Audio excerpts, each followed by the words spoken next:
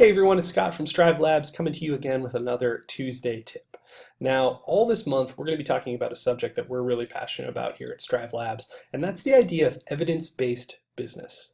Now, I think we're all really familiar with the ideas of evidence-based practice, right? I think we all want to try to treat our patients with tools and strategies that have been researched, that have some evidence behind them, right? Well, when you're thinking about running your business, when you're thinking about trying to find those knobs and levers that are ultimately going to lead to your business's growth, we want to be thinking in the same way, right? We want to be thinking about how can we have a metrics-driven approach? How can we really provide some of our own research in terms of what helps us grow our practice the best?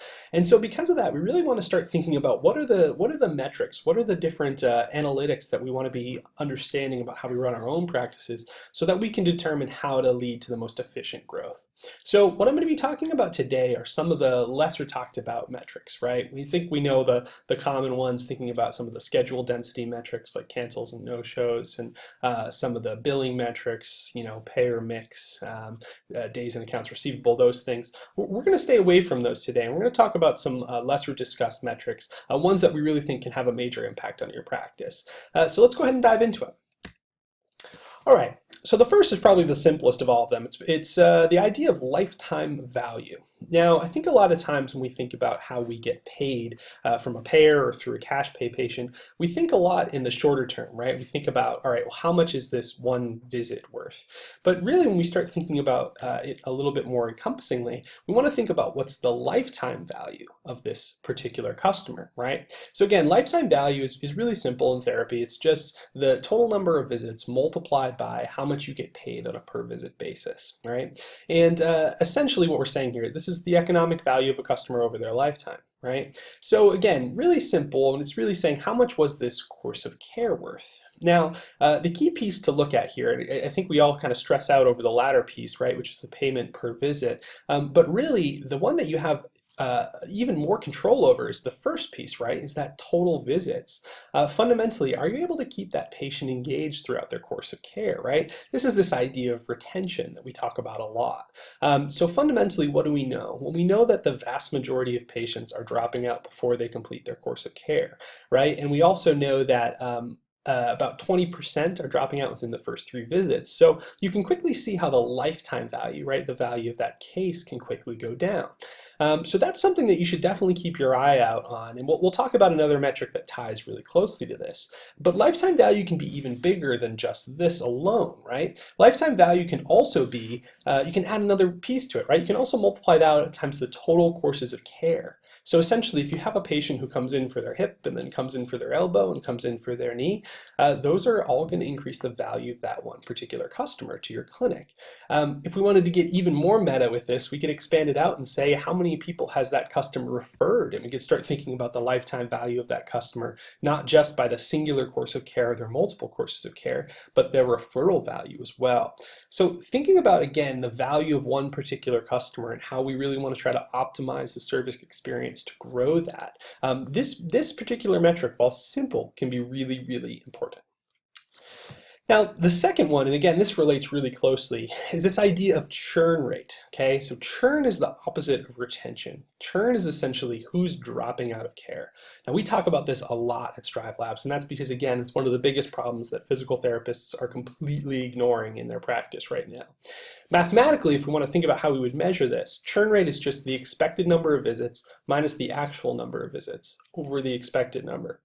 Right, we can multiply that times 100 just to get a percentage, and that's that churn number. It's basically saying, of these visits that I believe the patient was going to need to reach their recovery goals, how many of them did they actually come to?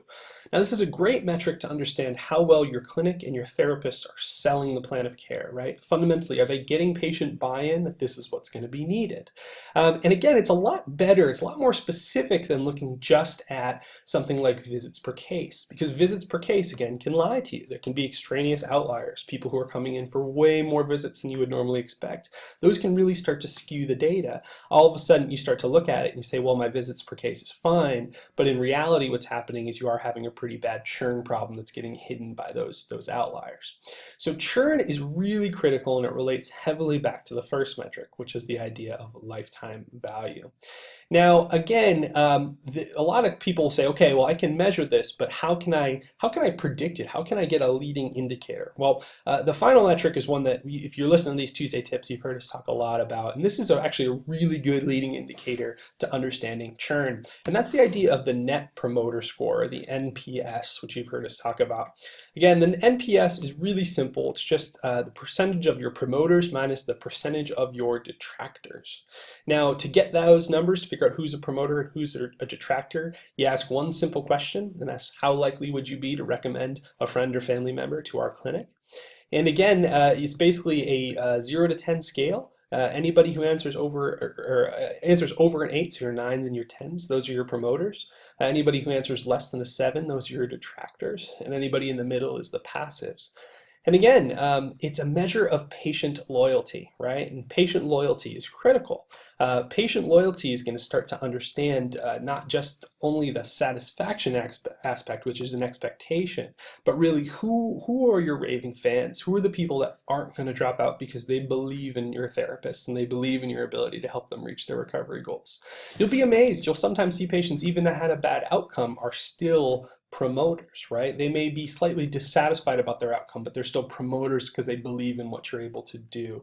And so this can be a huge, important leading indicator. We recommend sending a survey out early in care within the first few visits to start to understand, who are the true detractors. Those detractors are much more likely to drop out early in care, increasing your patient churn. And additionally, a high patient churn rate is going to lead to a lower lifetime value. So again, you can see how these metrics are all really tightly coupled. And again, they're really important to running your business.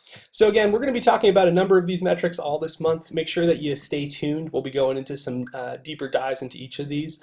As always, if you want to discuss them more, feel free to reach out to us on Twitter. You can get us at strive_labs, or you can reach out to us at hello@strivelabs.com. As always, thank you for tuning into this Tuesday tip. Looking forward to talking to you again soon. Bye.